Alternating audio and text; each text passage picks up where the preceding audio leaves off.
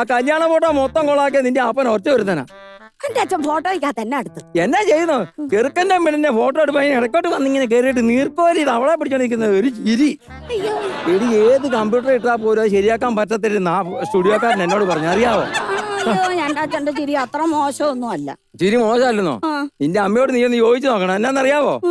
നിന്റെ അമ്മ എന്നോട് പറഞ്ഞതാ ആ പുള്ളിക്കാരിക്ക് വക്കീലിന് കൊടുക്കാൻ കാശില്ലാത്തതുകൊണ്ടാ, അല്ല കെട്ടി 10 നാൾ നിന്റെ അപ്പനാടി ഡൈവേഴ്സ് ചെയ്തേനെ, അറിയാവോ?